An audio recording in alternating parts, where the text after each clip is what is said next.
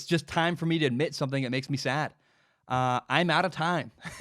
I will not be able to make a Matthew Stafford film analysis before the NFL season starts. It's not going to happen. On August 20th, my college football team begins training camp. I play quarterback in college, and I'm not making any videos during my season. From August 20th until around Thanksgiving, I'm not making any videos.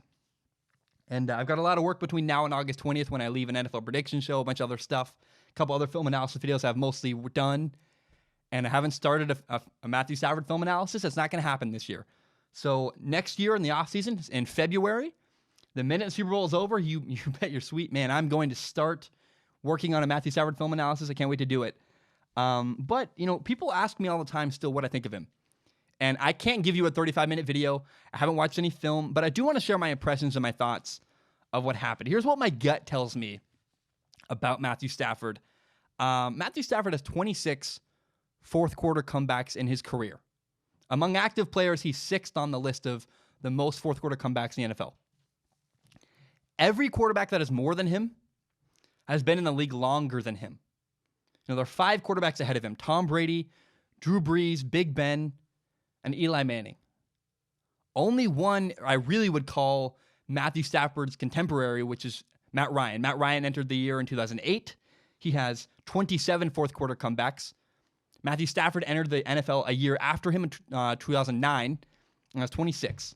Ryan has one more year, one more fourth-quarter comeback.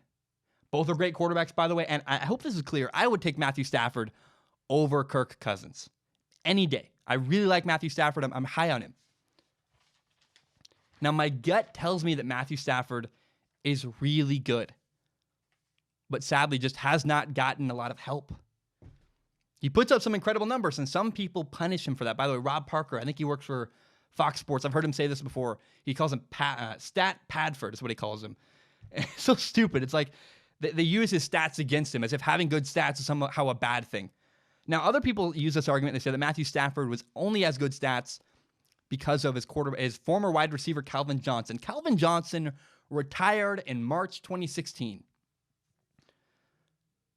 In 2016, without Calvin Johnson, later that year, he threw for 4,327 yards, 24 touchdowns, 10 interceptions, and over a 65% completion percentage. Then the next year in 2017, again, without Calvin Johnson at wide receiver, Matthew Stafford threw for 4,446 yards, 29 touchdowns, 10 interceptions, and again, over a 65% completion percentage, 65.7. So in fact, to say that Matthew Stafford was only good because he played with Calvin Johnson is simply not true, at least if you look at just the stats. I haven't watched film. I'm sorry, that's the best I can offer is stats. I know that's what a lot of other analysts do. Usually I give more in depth and I talk about his habits and he does this and that. I can't do that today. This is just more of my gut speaking. But those stats are no joke. Clearly, Matthew Stafford is a talented quarterback. I love his arm. I've seen enough of him to say his arm strength and accuracy is incredible. He's got a great arm. But I think Matthew Stafford is the victim of being a part of the Detroit Lions organization. In the QBs, we all know quarterbacks have the most impact on a team of any position in football. But even for quarterbacks, there's a limit to how much success you can have without help. Even a ton of talent cannot overcome a ton of dysfunction. A bad organization, a bad owner, a bad roster, poor coaching. Even Aaron Rodgers, who some people say, I don't agree with this, but some people believe Aaron Rodgers is the greatest quarterback of all time. We can all acknowledge he's supremely talented. Even Aaron Rodgers has been unable to carry a bad Packers team in his career. Aaron Rodgers can't even carry a bad team. So my gut tells me, man, Matthew Stafford, this guy's carried his team 26 times to fourth quarter comebacks. He's carried his team at times, but you can't do it that way consistently. That is not a sustainable way to win games. A quarterback doing all the work and carrying your team, you can't do it. I think Matthew Stafford's a good quarterback who, again, has been a victim of a bad franchise and a bad organization. We'll see. I'm super excited to watch this film in February and test my hypothesis. That'll be fun. I hope you look forward to that video. I can't wait to share it someday. But for now, That's my impression of Matthew Stafford. That is what my gut tells me and what my sense is of Matthew Stafford as a quarterback. I think he's a really good quarterback who just has not had enough help in his career. My name is Zach Schaumler. This is my podcast, Strong Opinion Sports. It is my favorite thing in the entire world. And you may not know, my dream when I graduate college eventually is to do this show as my full-time job.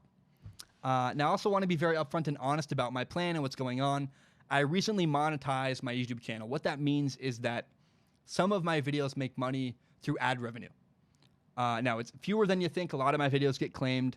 But in the past, I've received donations through the form of PayPal and Patreon.com. PayPal.me/Zach Schaumler, Patreon.com/Zach Schaumler. So because I'm making ad revenue, it felt weird to just get donations. I wanted to give something back to the people who support me on Patreon.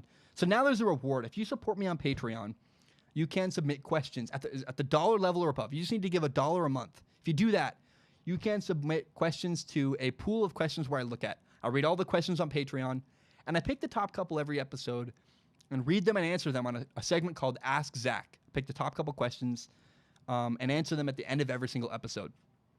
Now, that's for people who want to support me with money. If you have no money to give, I totally understand. I've actually never supported anybody on Patreon. I feel kind of weird about that.